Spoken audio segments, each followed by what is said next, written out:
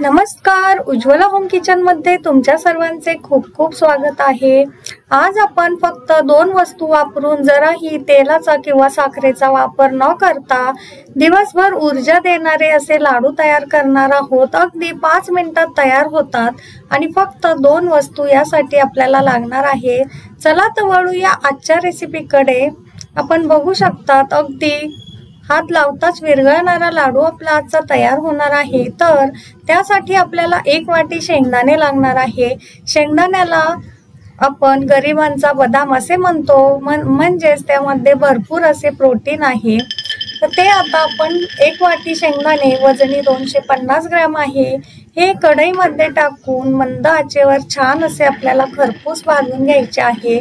सणावाराला सुरुवात होणार आहे आणि अशा वेळेस भरपूर काम पडतं, तर पटकन ऊर्जा देणारा असं काहीतरी प्रत्येकाला खाण्यासाठी पाहिजे असतं, पण काय खावं हे कळत नाही। अशा वेळेस हा एक लाडू जर सकाळी खाल्ला तर दिवसभर आपल्याला एनर्जी बूस्टर ठरेल हा, आणि थकवा अजिबात जाणवणार नाही। आणि बनवायलाही अगदी सोपा असल्यामुळे कुणीही अगदी सहज बनवू शकेल आणि कुठलाही जास्त पसारा न करता अगदी कमीत कमी साहित्यात आपण आज हा लाडू बनवणार आहोत। तर आता हे शेंगदाणे आपल्याला अत्यंत मंद गॅसवर कुरकुरीत होईपर्यंत भाजून घ्यायचे आहे। आणि विशेष म्हणजे 3 ते 4 महिने हे लाडू आपले आरामात टिकतात। मुलांना सुद्धा आपण डब्यात दिले तरी सुद्धा त्यांना सुद्धा याचा भरपूर फायदा होतो। हे बघा, छान असे शेंगदाणे आपल्याला भाजून घ्यायचे आहे। शेंगदाणे खरपूस भाजले की लाडू सुद्धा छान आपला टेस्टी लागतो, क्रंची लागतो, ड्रायफ्रूटच्या लाडू सारखा। हे बघा, आपोआप असे साल ह्याचे निघायला लागले ऑटोमॅटिक की समजून घ्यायचं आपले शेंगदाणे व्यवस्थित असे भाजलेले आहे। आणि शेंगदाण्याचा विशिष्ट प्रकारचा छान असे कुरकुरीत भाजले की आवाज सुद्धा वेगळा येतो। हे बघा, शेंगदाणे जळालेही नाही परंतु छान असे खरपूस भाजलेले आहे। आता हे एका कापडावर आपण काढून थंड करून घेऊया। आता हे थंड झाले की असे चोळून चोळून आपल्याला ह्याची साल काढून घ्यायची आहे। आता ही साल काढणं ऑप्शनल आहे, नाही काढली तरी सुद्धा चालेल, परंतु आज आपण येथे हे साल काढून घेणार आहोत। आता हे स्वच्छ करून घ्यायचे आहे। आता उपवासाच्या वेळेस प्रत्येकाला ड्रायफ्रूटचे लाडू किंवा ड्रायफ्रूट खाणं परवडेल असं नाही, त्यामुळे हे शेंगदाणे आणि गुळाचा लाडू जो आपण आज बनवणार आहोत तो कुणालाही अगदी सहज करता येईल आणि सर्वांच्या खिशाला परवडेल असाच हा आहे।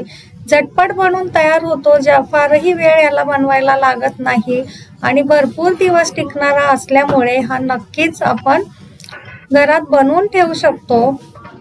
तर आता ही सर्व शेंगदाण्याची साल काढून झालेली आहे। आता ही शेंगदाणे आपण स्वच्छ करून घेऊया। तर साल काढून झालेली आहे आपली। आता हे 250 ग्रॅम म्हणजे पाव किलो शेंगदाणे आहे, त्यासाठी आपण इथे 150 ग्रॅम गूळ वापरलेला आहे। आता गुळाचे प्रमाण आपण आपल्या आवडीनुसार कमी जास्त केले तरी सुद्धा चालू शकेल। आता हे शेंगदाणे आपण या मिक्सरच्या भांड्यामध्ये टाकून जाडसर असे बारीक करून घेणार आहोत। लगेचच आपण ह्याची पावडर करणार नाही आहोत। हे बघा, थोडेसे जाडसर असे हे शेंगदाणे आपण बारीक करून घेतलेले आहे। आता हे एका ताटामध्ये काढून घेऊया आणि जो आपण वाटीमध्ये गूळ घेतलेला आहे तो मिक्सरच्या भांड्यामध्ये टाकून ह्याला छान असं फिरून घ्यायचं आहे। या प्रोसेसमुळे काय होईल, गूळ थोडासा असा ओलसर होईल आणि हा ओलसर गूळ झाल्यामुळे आपल्याला यामध्ये अजिबात तूप टाकण्याची गरज पडणार नाही किंवा कुठलाही प्रकारचा पाक करण्याची गरज पडणार नाही। आता गूळ आपला बारीक झालेला आहे आणि त्यामध्ये पुन्हा हे बारीक केलेले शेंगदाणे आपण टाकून फिरून घेऊया।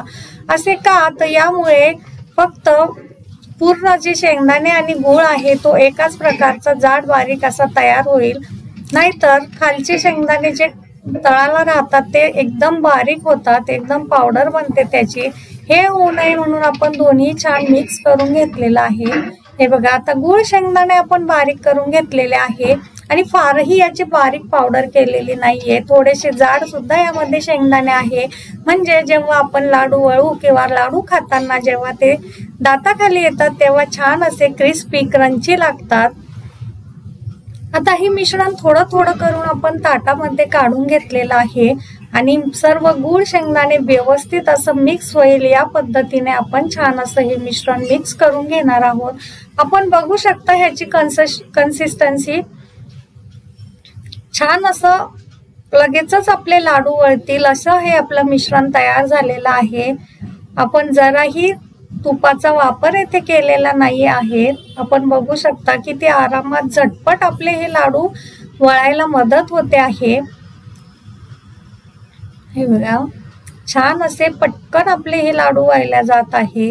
तसंच एक एक करून सर्व लाडू आपण येथे तयार करून घेणार आहोत। उपवासाच्या दिवशी नाही तर इतर वेळेस खाण्यासाठी सुद्धा हे लाडू अतिशय पौष्टिक असे आहे आणि भरपूर दिवस टिकणारे असल्यामुळे आपण बाहेर गावी जाण्यासाठी सुद्धा हे करून नेऊ शकतो।